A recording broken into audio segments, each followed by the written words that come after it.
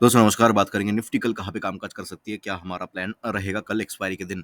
आज क्लियरली इस पॉइंट के आसपास है ना, जहाँ पे मार्केट के अंदर ये रेड कैंडल दिख रहा है आपको, इस रेड कैंडल के आसपास मैंने आपको एक मैसेज डाला था कि कहीं ना कहीं मार्केट के अंदर जो पुट का पोजीशन है, शॉर्ट का पोजीशन है, वहां से मैं एग्जिट कर रहा हूँ, मुझे सही नहीं लग रहा है। मैं जो है कहीं ना कहीं फिर से जो पुट का लेवल था हमारा, उसके ऊपर मैं फिर से कॉल की तरफ इंटरेस्टेड हो जाऊंगा। उसके बाद ही मार्केट के अंदर भयंकर रैली देखने को मिली है ना, उसके ऊपर मैंने यहाँ पे भी बोला आपको कि फर्दर रैली आएगी।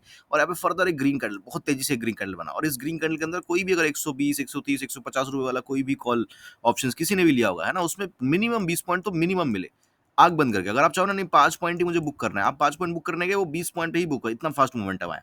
तो काफी अच्छा दिन था। अब बात कर लेते हैं कल क्या हो सकता है, क्योंकि कल इंपॉर्टेंट है, राइट। सो देखो, मैं बार बार आपको बता रहा हूँ, बार बार 2 से 3 दिन से मैं आपको बता रहा हूँ कि एक ऐसा मार्केट पेंडिंग है, right. This market is pending. और ये ऐसा भी हो सकता है, ठीक है, ये मार्केट पेंडिंग है मार्केट के अंदर। एक ऐसा मूव है ना मार्केट के अंदर पेंडिंग है, और ये मूव किसी भी दिन आ सकता है। अभी किस दिन आ सकता है, ये समझने की कोशिश करो। देखो, अगर एक्सपायरी का दिन है, ठीक है, और अगर मार्केट चलने लगी, एकदम से क्या होगा, लंका लगा देगा, जो भी कॉल राइटर्स है उनका लंका लगा देगा। दूसरी चीज, जो एक कॉल बायर है मार्केट के अंदर है ना, जो कॉल बाई करते हैं, वो क्या सोचेगा, थोड़ा सा ऊपर मार्केट चली जाएगी, उसको डर लगने लगा, अरे मार्केट नीचे ही नहीं आ रही, मार्केट नीचे ही नहीं आ रही, मार्केट नीचे ही नहीं आ रही, मार्केट तो नीचे ही नहीं आ रही। और मार्केट क्या करेगी, नीचे नहीं आएगी, वो चलती ही जाएगी। तो कल एक पॉसिबिलिटी है कि मार्केट ये रंग दिखा दे। पहली चीज देखो, साइकोलॉजी को समझो भाई, कि मार्केट किस तरीके से मोमेंटम करेगा, किस दिन करेगा, कैसे क्या कैसे करेगा, क्यों करेगा, है ना। टेंडेंसी ये है। आप खुद सोचो ना, कल मार्केट यहाँ पे खुली चलने लगी ऊपर, आप कहीं ना कहीं क्या सोचोगे कि यार रेजिस्टेंस कहाँ पे, आप चार्ट देखोगे, अरे यहाँ पे एक रेजिस्टेंस, अरे यहाँ पे एक रेजिस्टेंस, अरे यहाँ पे तो एक गैप है, अरे यहाँ पे तो एक रेजिस्टेंस है।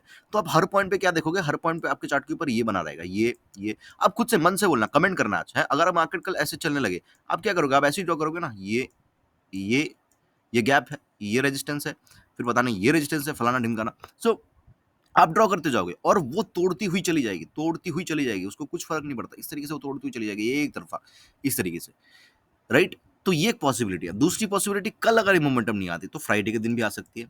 फ्राइडे के दिन क्यों आ सकती है, क्योंकि फ्राइडे के दिन क्या होता है, प्रीमियम हाई होता है ना। जैसे ही मार्केट ऊपर चलने लगे, आप लोगे 200 का कॉल, ठीक है, 200 रुपए वाला या 150 रुपए वाला मिलेगा आपको, 150 रुपए वाला दूर का मिलेगा। तो जैसे मार्केट चलने लगेगी, स्लोली चलेगी, तो मोमेंटम इसके अंदर स्लो होगा, क्योंकि प्रीमियम बढ़ चुका होगा। तो जैसे ही 10-15 पॉइंट मिलेंगे, आपको लगेगा, या 5 पॉइंट मिलेंगे, 6 पॉइंट मिलेंगे, 7 पॉइंट मिलेंगे, आपको लगेगा कि अरे इसके अंदर तो मोमेंटम आ रहा है, बट प्रीमियम के अंदर मोमेंटम नहीं है, आप निकल जाओगे।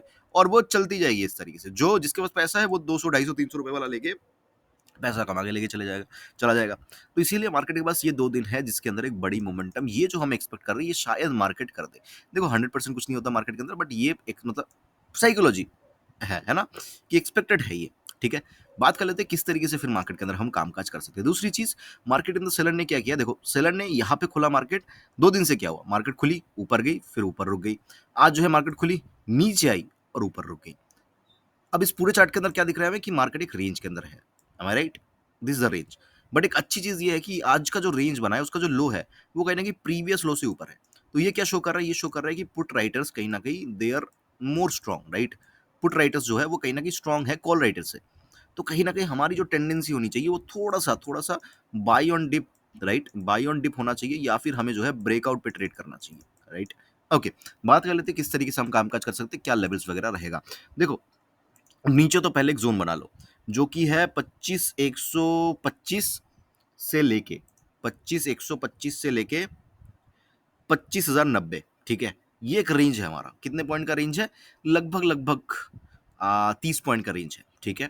अगर कल मार्केट फ्लैट खुलती है, थोड़ा सा गैप अप खुलती है, थोड़ा सा गैप डाउन खुलती है, और मुझे इस रेंज पे मिलती है, मैं एक बार कॉल की तरफ इंटरेस्टेड जरूर रहूंगा। अगर आप चाहो, जैसे अगर आपको कैंडल वगैरह देखना नहीं है, जैसे यहाँ पे एक बहुत अच्छा हैमर कैंडल बना, उसके बाद उसका फॉलोअप मिला है ना, तो अगर आप कैंडल वगैरह नहीं देख पाते, है ना, तो आप एक काम कर सकते हो, मार्केट को इस रेंज के अंदर आने दो, ठीक है।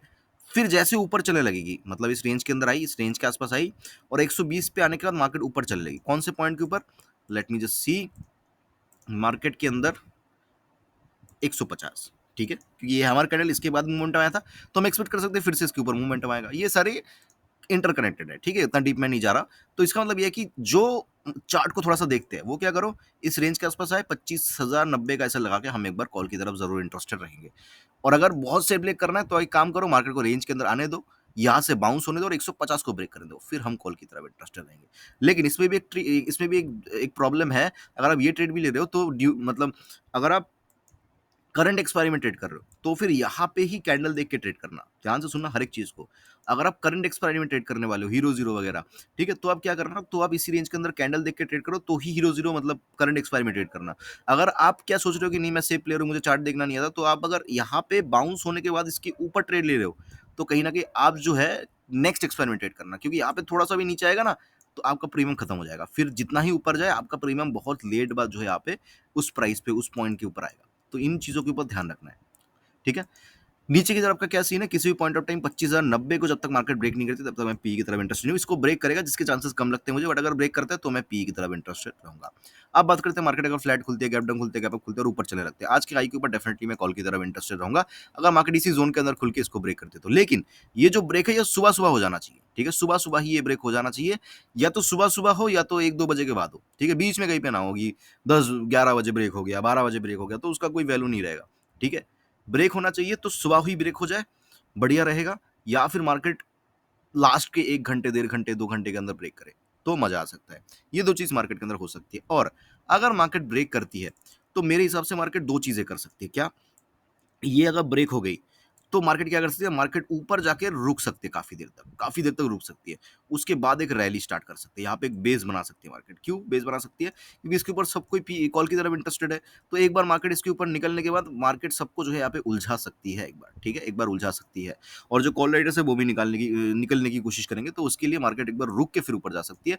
पहली पॉसिबिलिटी। दूसरी पॉसिबिलिटी, मार्केट बहुत ही छोटी-छोटी कैंडल्स बना के पूरा दिन ऊपर चलता है, छोटी-छोटी कैंडल्स बना के इस तरीके से। ठीक है? पूरा दिन एक तरफ़ा। ये तो पॉसिबिलिटी, ये तो चलने का तरीका है ना मार्केट का, मोमेंटम का जो चाल है मार्केट का, वो ये दोनों में से कोई एक चाल मुझे नज़र आ रहा है मार्केट के अंदर, ठीक है? अब बात आती है गैप अप। मार्केट अगर गैप अप खुलते हैं, जिसके चांसेस मुझे बहुत ज़्यादा लगता है, मतलब मार्केट को अगर ऊपर जाना है ना कल, बड़ी रैली करनी है, तो मार्केट को गैप अप डेफिनिटली कल खुलना चाहिए। और कहाँ पे खुलना चाहिए? मार्केट को मिनिमम 25,260 के ऊपर गैप अप कल खुलना चाहिए। कितना? 25,260। अगर मार्केट 25,260 के ऊपर गैप अप खुलती है, पहला 5 मिनट का कैंडल देखूँगा, उसका हाई जैसे ही ब्रेक होगा, मैं कॉल की तरफ इंटरेस्टेड हूँ। और ये जो ट्रेड है, ये कहीं न कहीं हम 3 बजे तक, 3 पीएम तक होल्ड कर सकते हैं।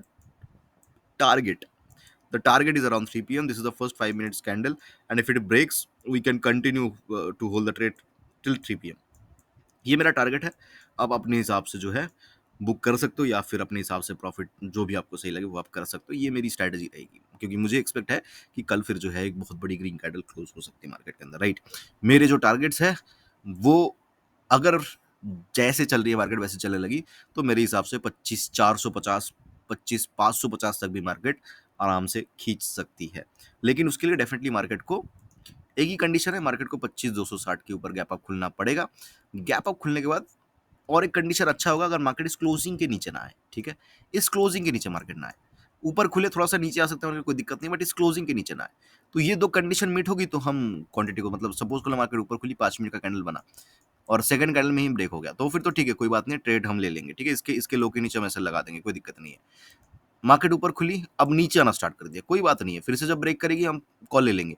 बट मान लो कि क्लोजिंग के नीचे आ गई, फिर ऊपर जा रही है, तो मैं डेफिनिटली क्वांटिटी को कम कर दूँगा, ठीक है? इस क्लोजिंग के नीचे मेरे हिसाब से नहीं आना चाहिए मार्केट को, अगर मार्केट को ऊपर जाना है कल तो। आई होप कि वीडियो आपको अच्छा लगा होगा, अच्छा लगा तो लाइक कर देना, कमेंट कर देना। मुझे सुनने के लिए आपका बहुत-बहुत धन्यवाद।